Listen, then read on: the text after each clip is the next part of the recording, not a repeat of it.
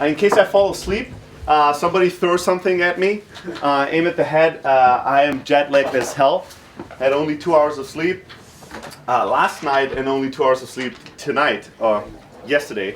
So I'm really feeling it. So here's how we're going to do this. I'm going to go through those slides, but really you guys should shout out when you have questions, when you disagree, when you want to comment, and make this as interactive as possible. Yeah, we don't have to wait till the end for questions. That's basically what I'm saying. Next thing is I'm going to curse a lot. So I apologize to everybody in advance. Guys that invited me saw me on stage. I always curse, so nobody told me not to do it. So just expect a lot of curse words. So a little bit about myself first. My name is Steli Efti. I'm originally from Greece. I was raised in Germany, in the south part of Germany. And for the past 8 years, I've been living in Silicon Valley in San Francisco. So you take the Greek culture, the German one, and the American one, and it turns into something interesting. So I'm going to tell you a little bit about my background. I've been a serial entrepreneur my whole life. Another way to say this is I'm totally unemployable. I have 0 credentials. None of you would ever hire me for anything. I dropped out of high school when I was around 18 years old. I started my first businesses, did a few small businesses back in Europe. And then in 2007, I had this idea, as an entrepreneur, you have this idea sometimes that could change the world that you think would be your legacy. If you're a really hardcore entrepreneur, you have an idea like that's going to be, world shifting about every 2 weeks or so. So I thought back then this would be the legacy of my life. I was in technology and I had no background in technology. Up to that point, I spent maybe 5 minutes a month online.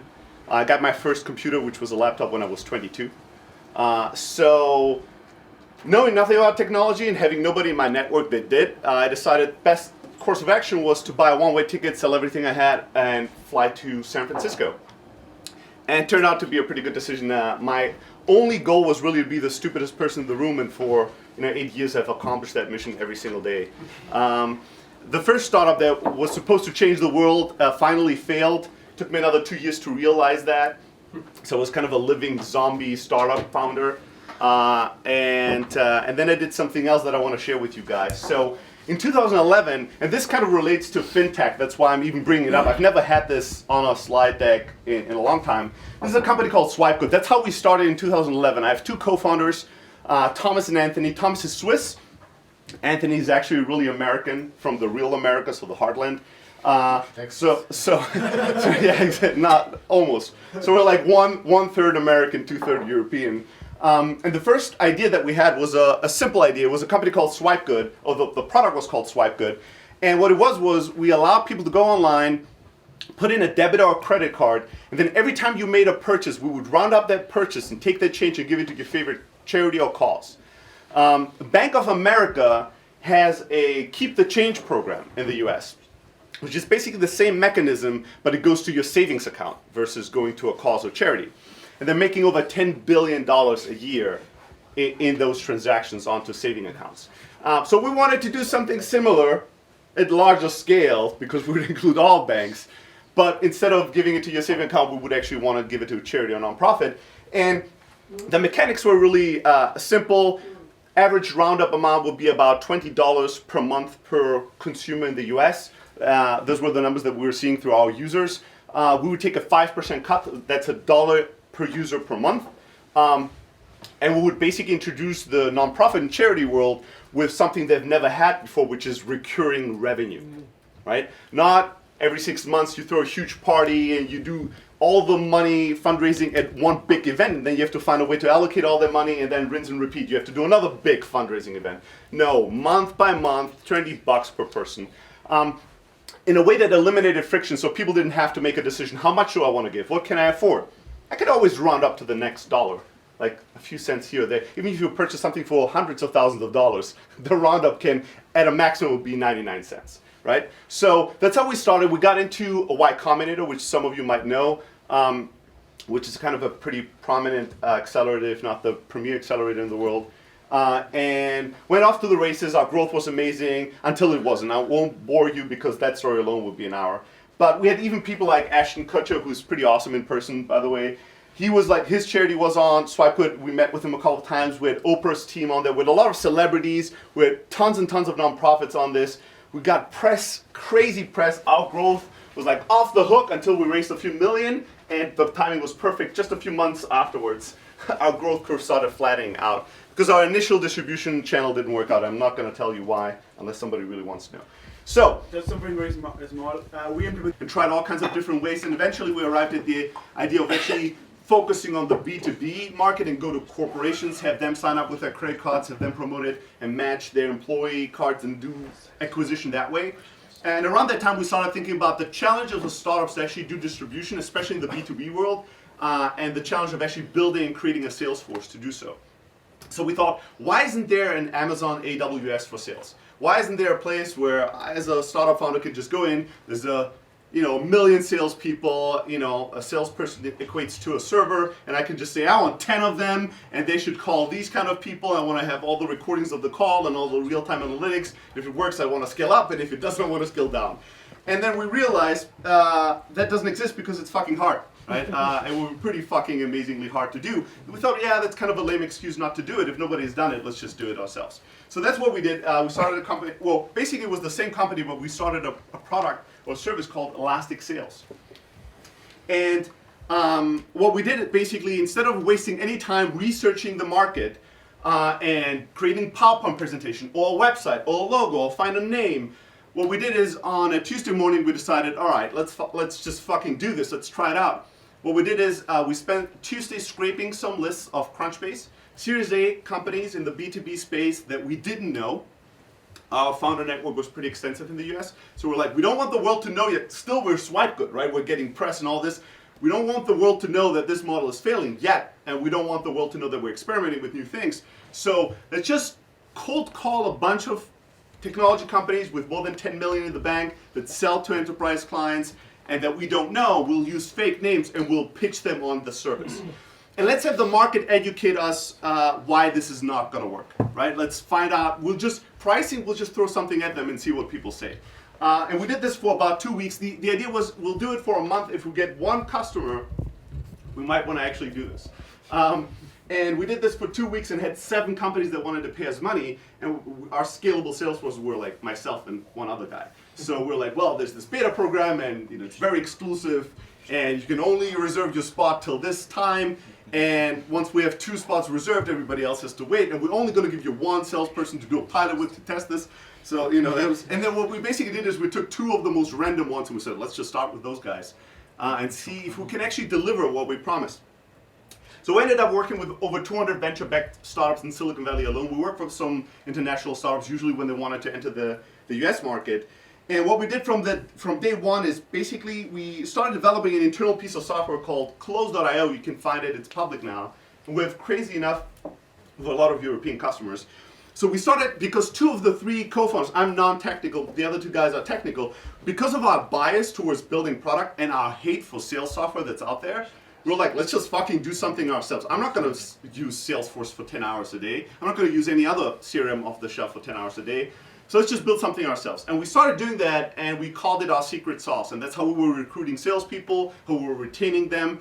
And we basically, for the first time ever, started building software for salespeople, basically by the salespeople. And even the engineers in our company have a pretty high sales IQ. And the way that we were building it is basically sitting in the sales room next to salespeople and going, wait, why are you doing this? Well, because I have to go here and log this and do this. That's fucking stupid. All right, let's fucking fix this. This should not be 4 clicks. Or why are you taking notes while you're making a call? What is all this fucking paper on your laptop? What is this? Well, no, this fucking sucks. We need to fix it. And it took us a few months to actually really have a vision. When we started, we just knew we hated everything. But we really didn't have a product vision. But then, as we were doing more sales campaigns, and we had more salespeople doing different kind of sales into different markets with different products, we actually started developing a real vision for what sales software ought to be. And the software started becoming better and better. Bless you. I launched him 2 years ago, and him now 5 months ago.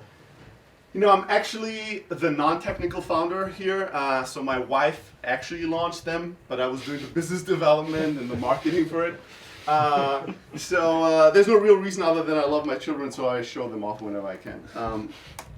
So I'll start with a little bit of high-level sales process, and then I'll go more. What you have to do in the sales exploration phase, and this is very much like product market fit, but for sales, is you have to focus on learnings, not yet on execution. And as a startup, you always have to do both. You can't just be like, we're just learning a lot. This is great. You also have to have some results, especially once you're launched. But you have to focus on figuring out a model that's predictable, repeatable, and scalable. Once you have that, close customers. With like a quarter, some people are like, I'm not exactly sure if what I do counts as sales on the phone. All right, so some people. How many people do sales over email, real quick? All right, it's the same amount, different distribution. How many people actually have to go to their customers and sell them in person? No. All right. So it's equal. If it wasn't, I would actually lean one way or another in terms of what I'm talking about. So really quick, I'm going to go through this rate will be. People are coming to me and saying, oh, we're going to be calling 100 people per day. I think we can convert about 10 of them every day. This is the average customer lifetime value. This should be what we pay our salespeople. This is how it scales, Stelly. Oh, cool. Yeah, you're calling 100 people. You're going to close 10. Awesome. You're never going to close 10. You know why? Because the average reach rate, if you're doing cold calling, for instance, is 10 to 50%. So you're only going to reach 10 people. You're not going to close 100 people of the people you reach. So if we actually apply your logic of 10%, then you would close one person, and even that seems unreasonable, right? Depending on the factors. But how does that now work your math into how scalable this is? Oh shit. If that's really true, then the model doesn't work at all. Yeah, exactly. All right. So you need to actually figure out how to reach people. If you do cold call, you have to figure that out. It should be above 15%. If you're below that, you're dead in the water usually. If you're above that, it could really work. The other thing is if you're calling inbound leads, so people that sign up, I want a demo or something else, do yourself a favor and call these people within 5 minutes of sign up. Right? If you use Close.io, shameless plug, we can actually do that really easy with calling integrated in the sales software. So we get a notification, somebody just signed up, you click their phone number, and you're calling them. It's recorded and tracked in the software as itself. You want to call within 5 minutes because your reach rate is going to be 100 times higher than when you call them an hour later or a day later. Because people are on their computer right now, they don't do anything, they're not in meetings. Some of them might, but most of them not in meetings, not anywhere else. They just filled out this thing, they have the context and everything. You have their attention, you call them, you say, hey, welcome to the platform. I wanted to personally say hi. How's it going? How did you find out about us? Just qualify them, figure out who they are and if it requires any more work. So first, you always need to reach people. Then you need to sound good. And this is just generically something.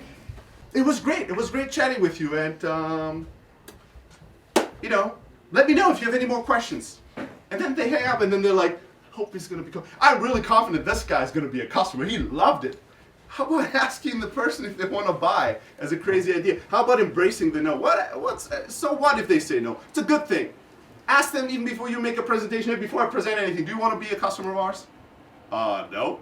Okay, I was just checking. Let's go through this. Like, how about embracing the no is not the end of the world. It's just a part of the process. Don't hide from it, don't run from it, embrace it, make it part of it. Sales emails, similar thing. First thing, people, I get like multiple people. Today I got like 5 people sending me an email and saying, Stelly, can you give me feedback on this sales email that we sent? There's no subject line. It's the first thing I look for. And when you don't include a subject line, my reply, which is auto-canned, is, what the fuck is the subject line? I don't care about anything. If the email is not, it doesn't exist. If your subject line sucks, nobody reads the email, right?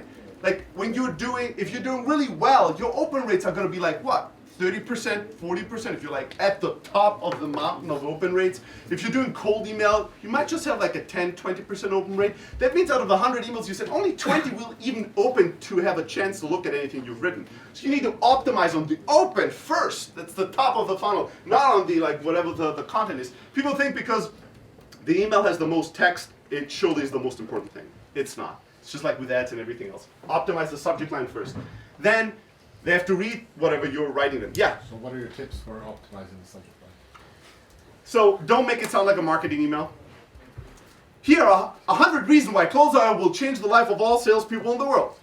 It doesn't sound like a human being. It doesn't sound like I would write that email to you. That's a fucking idiotic subject line. Like I would never write this to a human being, right? So it needs to sound like it comes from a human being. It needs to sound like it's from person to person. You don't want to do HTML.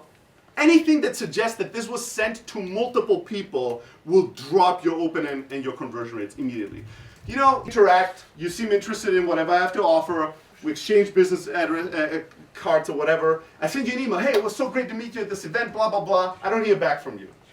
If I'm amazingly aggressive, I'll send you another email. I don't hear back from you. Now I'm gonna start making up a story. That story is gonna be like, well, I think that he really hates me. He thinks that my hair is ugly and my feet are too big, and he thinks that we'll never make it. And he had this look in his eye that was telling me he fucking hated me, and I knew that. And I'll make all these stories out why you fucking hate me, and then I'm gonna be like, he's actually an asshole, I never liked him, right? And we're gonna create all this fucking wasted energy, and I'll stop following up with you.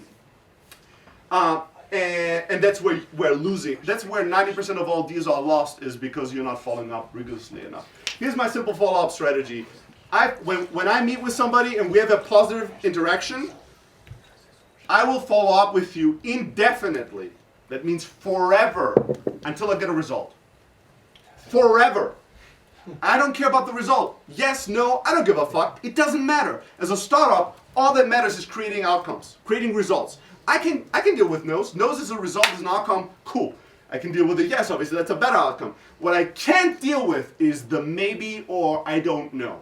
Because that shit is I can't do anything with that. I can't make any decisions on that. I haven't learned anything from that. That is the slow death of every startup. Lots and lots of activity that creates lots and lots of non-outcomes. How are you gonna progress with anything that way? Most people are afraid of inconveniencing other people, seeming needy. Oh my God, I don't want to be that guy that sits 10 emails. They deliver the baby in a Ferrari and then it never cries and sleeps from day one and everything's just simple. No, fucking birthing a company is hard. Get over yourself, right? And you know what? It's good that it's hard because it means that all your competitors are like little whiny babies. They're like, I don't want to follow up anymore. While you're following up, you know what's going to happen? You're going to be winning those deals when they lose. One of our investors, invested in the company, and he wanted to make an intro to a guy whose product all of you have used, and it's in the payment space. So you guys put one on one together, you'll figure out who I'm talking to. So, billionaire, amazing guy, he sends an intro email to me, and he says, hey, you should meet with Sally, these guys are awesome, blah, blah, blah. The guy responds and says, awesome, Sally, yeah, let's meet. We're high-fiving each other, we're throwing a party, this is gonna be amazing, best investor ever. I reply, how can we do this time or that time or that time? What's happening? No reply. I send another email, no reply. I send another email, no reply. I send another email, no reply. 48 emails later. 48. I get a reply. You know what the reply was? Fuck, Stelly, thank you so much for following up. I was traveling with this crisis, with this and this to deal with. You show up tomorrow at 1 p.m. at my office. I did. We closed the deal and invested in the company.